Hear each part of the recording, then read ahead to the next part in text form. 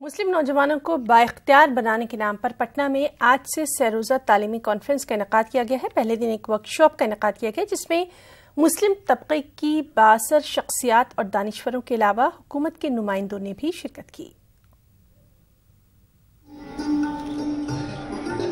आज होटल मौर्या में मुस्लिम नौजवानों को बाइख्तियार बनाने के मौजू पर प्रोग्राम मुनक्किद किया गया। Forum for literacy, awareness and Muslim education और American federation of Muslim of Indian origin के ज़ेर एहतमाम मुनक्किदा प्रोग्राम में मुस्लिम नौजवानों के मसाइल को हल करने का मंसूबा बनाया गया। वर्कशॉप में मुसलमानों के बुनियादी मसाइल के हल के साथ साथ नौजवानों में सरमायाकारी की ज़रूरत पर भी तवज्जो मरकूज की गई। प्रोग्राम में AMU के साबिक VC ज़मीरुद्दीन शाह ने भी शिरकत की। 14 to 15% of the population of India are rendered worthless, useless and discriminated. The nation itself would suffer. So it is entirely the responsibility of the nation to carry forward the minority communities in the progress of development. और 15 to 59 में आ रहा है।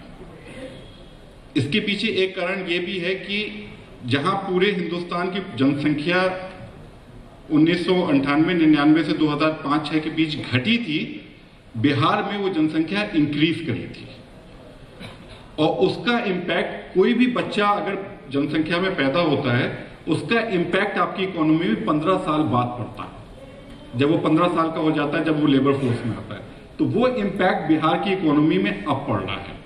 और वो impact पड़ रहा है क्योंकि आपकी वर्किंग एज पॉपुलेशन में सबसे बड़ी तादाद में जो एक कम्युनिटी का लोग आ रहा है वो मुस्लिम है। AMU के साबिक VC ज़मीरुद्दीन शाह के मुताबिक जब तक कमज़ोर अक़लियत को मजबूत बनाने की कोशिश नहीं की जाएगी, मुल्क की तरक्की का ख्वाब पूरा नहीं होगा। वहीं UNFPA के नदीम नूर ने कहा कि बिहार में मुसलमानों की आबादी बढ़ी है जिसका फ़ायदा मुल्क को उठाना चाहिए। दूसरी तरफ forum for literacy, awareness and Muslim education के सदर डॉक्टर हई ने कहा कि हम मुसलमानों के तालीमी मुश्किलों को हल करने की संजीदा कोशिश कर रहे हैं, जबकि प्रोग्राम में शरीक बिहार के दाखिला सेक्रेटरी आमिर सुबहानी के मुताबिक नीतीश हुकूमत में मुसलमानों के तालीमी मसाइल के हल के साथ साथ मदारिस को पेश आने वाली मुश्किलात को भी दूर करने की पहल शुरू कर दी है। We have definitely produced a dent in the literacy market, in the literacy range.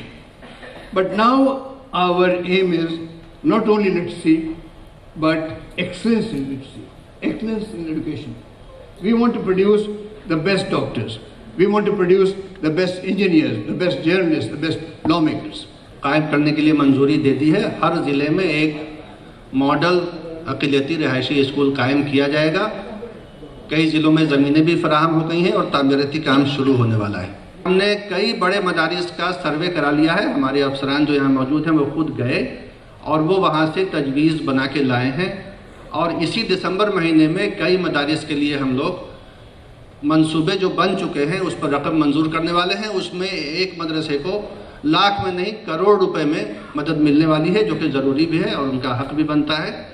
मुसलमानों के मसाइल पर 3 दिनों तक पटना में मुख्तलिफ प्रोग्राम मुनक्किद होंगे।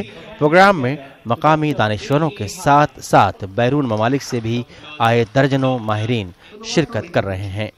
न्यूज़ 18 उर्दू के लिए पटना से महफूज आलम की रिपोर्ट। मरकज़ी वज़ीर मुख्तार अब्बास नकवी ने एक मुस्लिम तालिबा को इम्तिहान मरकज़ में हिजाब पहनने पर इम्तिहान हॉल में बैठने न दिए जाने के मामले पर कहा कि तालीमी इदारों के अपने क़वानीन होते हैं और इस इम्तिहानी मरकज़ की इंतज़ामिया ने इन्हीं क़वानीन के तहत ये कदम उठाया होगा।